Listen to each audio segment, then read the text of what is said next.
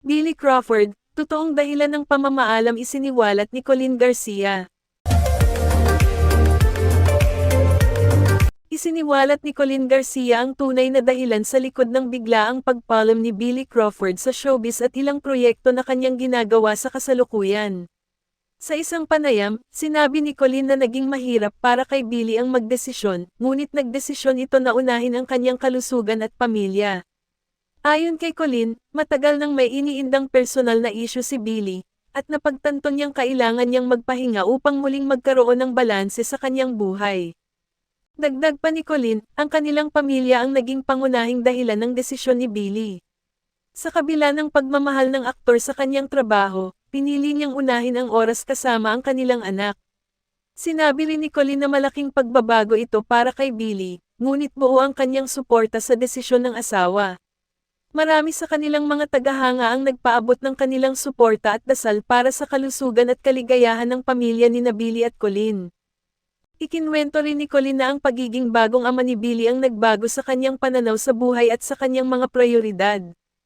Aniya, gusto ni Billy na maging hands-on na ama at masaksihan ang bawat yugto ng paglaki ng kanilang anak. Bukod sa pisikal na aspeto, inamin ni Colin na ang kalusugan sa mental at emosyonal ni Billy ay naging malaking bahagi ng kanilang mga naging usapan bago ang desisyon.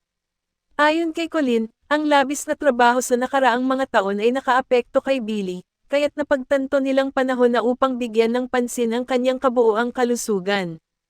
Hindi naman naging madali ang desisyon ni Billy na magpaalam, lalo pat naging aktibo siya sa industriya sa loob ng maraming taon. Kilala si Billy hindi lamang bilang isang mahusay na host, kundi pati na rin bilang isang talentadong performer na minahal ng marami sa Pilipinas at sa ibang bansa. Maraming fans ang nagulat at nalungkot sa balita, ngunit siniguro ni Colin na hindi tuluyang iiwan ni Billy ang industriya. Aniya, maaaring pansamantala lamang ang pahinga ni Billy at kapag handa na siya, babalik siya sa kanyang mga proyekto ng mas matatag at mas handa. Sa kabila ng kanyang pamamaalam, pinasalamatan ni Billy ang kanyang mga taga-suporta sa mga taon ng pagmamahal at suporta. Ayon kay Colin, lubos ang pasasalamat ni Billy sa mga tagahanga at kasamahan sa industriya na patuloy na nagpapadala ng positibong mensahe sa kanila.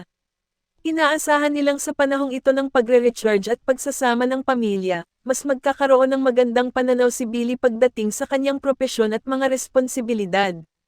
Patuloy ang kanilang dasal na sa pagbabalik niya sa showbiz ay dala niya ang mas matatag na kalusugan at mas maliwanag na layunin para sa kanyang sarili at pamilya.